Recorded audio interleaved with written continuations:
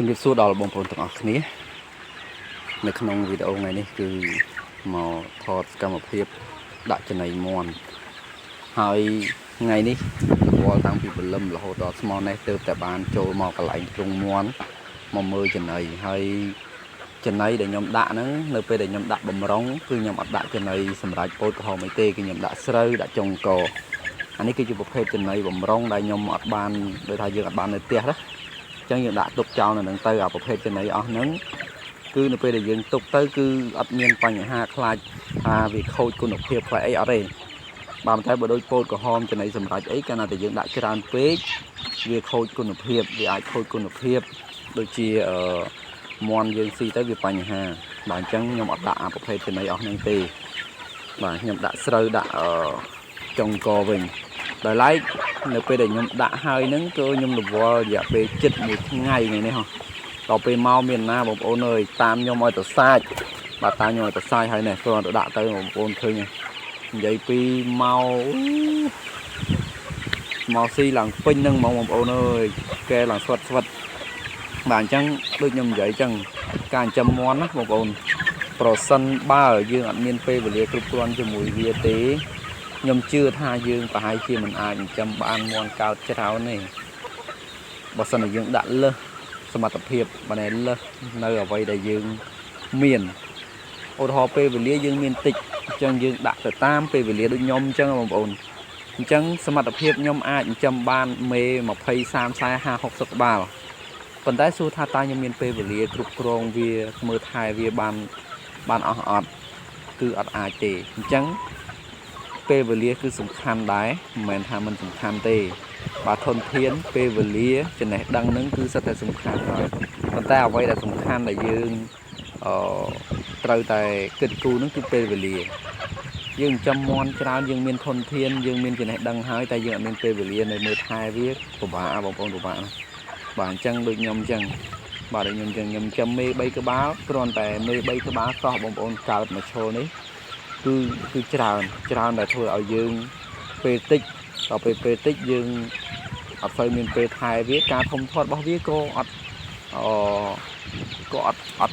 ត់លឿនដូចគេថែបានដដល់ដែរបងប្អូនអត់លឿនដូចគេថែបានដដល់ដែរតែអ្វីសំខាន់វាគ្រាន់តែថាវាមិនថាមិនល្អសោះទេបាទមិនថាមិនល្អសោះទេគឺវាល្អដែរប៉ុន្តែគាត់ថាយើងវាអត់មានពេលគ្រប់គ្រាន់សម្រាប់វាអញ្ចឹងវាក៏អត់ធំលឿនខ្លាំងដែរបាទអត់ធំលឿនខ្លាំងទេ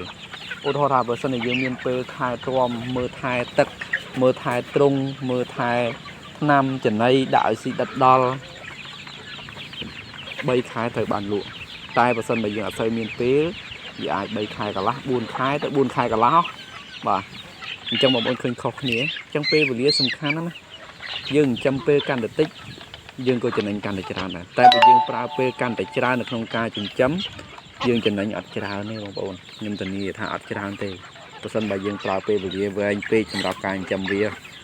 យើងចំណាយពេលឧទាហរណ៍ថាក្នុងមាន់50ក្បាល3ខែអស់ចំណី100គីឡូយើងចំណេញបាន50,000ឧទាហរណ៍ណាចុះបើសិនបើយើងចិញ្ចឹមដល់4ខែយើងចំណេញ50,000សួរថាតើចំណេញអត់ចំណេញទេបាទចំណេញទេបើខ្ញុំគិតថាអត់ចំណេញទេអញ្ចឹងបើសិនជាយើងចិញ្ចឹម3ខែយើងបានលក់យើងចំណេញ50,000តែដល់ពេលឡើង4ខែយើងនៅតែ50,000ដដែលបងប្អូនឃើញទេវាអញ្ចឹងហើយបានខ្ញុំនិយាយថាពេលវេលាក៏សំខាន់ដែរសម្រាប់អ្នកចិញ្ចឹមមាន់បងប្អូនចិញ្ចឹមមាន់ដឹងហើយបាទព្រោះការចិញ្ចឹមមាន់នៅពេលដែលយើងចិញ្ចឹមកាន់តែច្រើន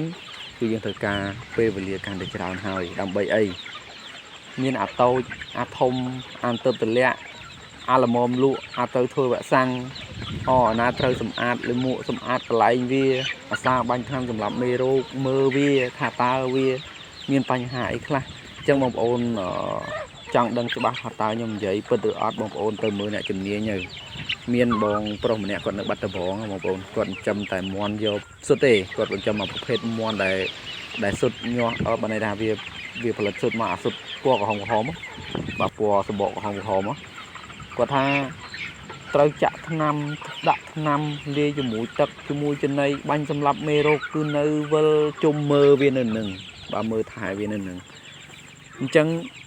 ការចិញ្ចឹមគឺពេលវេលាមិនមែនជា chia đường đại dương cứ tha thò mà đá nè cứ sầm khăn nè và sầm khăn cáiตัวปีจะไหนดังเมาส์คือเปเปเรียนยังไงว่าปลูกทาเนี่ยจำมวนมวยมวยยำเชื่อทาบกวดจังดะจัดดะกายจำบานจำโนวีมอนคือกวดเมียนเปเปเรียกรุบกรอนให้บางกวดจำว่าปัตตาบสันเจียใส่เมียนเปโดยยมเจ้คือยำจำตามลัทธิเพียบบ่ยมยังไงว่าบางคนเคยไงแต่สำคัญอะไรสำคัญบสันใบยืงอัดเจ้อัดเมียนไปใจกันเต้ตัวยืงจำแหลกหนักครูซานั่งโกบบะได้บางคนเราแต่มวนหบมันจังบานทองเมียนเปคลากระปุงแต่กาวเตาปรุว่าจีรุ้มโดยยมสามุนอย่างปุงแต่กาวบางคนเลยกระปุงแต่กาวจังมีนี่แหละจึงงือจบเมาส์กระปรุ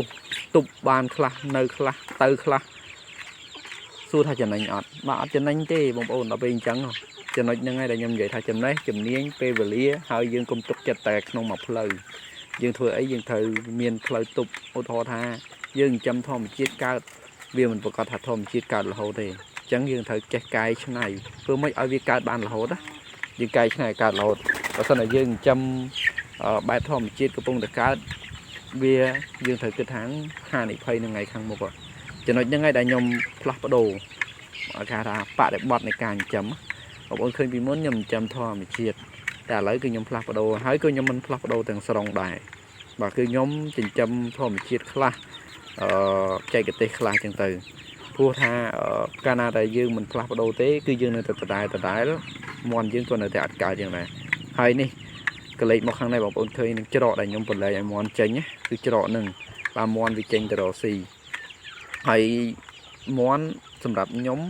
person bao nhóm mình châm trang tế nhóm chưa tha nhóm bọn ảnh châm cao thìสายการดัดตรงบนดังสบายม้วนวิมเหมือนเงียบโดยยืนขึ้นได้บ้านในปีแต่วิเธอกายไอ้มวยวิอัดบานโดยจัดวิประกอบนะวิหนึ่งเพื่อไอ้เซนกลายเปลี่ยนไว้แต่วิเธอกายโดยการจับเนียโดยไอ้อย่างให้ม้วนแต่โจหลักหนักจับเนียหายคือปะบ้าไอ้บางคนปะบ้าไม่แต่วิจัดหนามวยให้คือวิจัดตัวด่ามวยนึงยมอัดจังใหญ่ชาบางคนดังไงเนี่ยจะม้วนให้ปัญหามีนชานะจึงงื้อก็เหมือนติดได้สำหรับม้วนจังเอาไว้สำคัญยมเลือกจะทาบางคนต่างอันนี้ประสานมาจังจำมวลการช้อนอย่างเธอเมียนเปเลียเมียนเจเนดังเมียนทนเทียนบ่าแต่ทนเทียนนั่นคือมันถ้าจำบัดไอ้ชรานไอ้นาเต้สำคัญอะไรยืงเมียนชันเตี้ยแต่ถ้าจังจำจังบริจังการมุกบอคือโอเค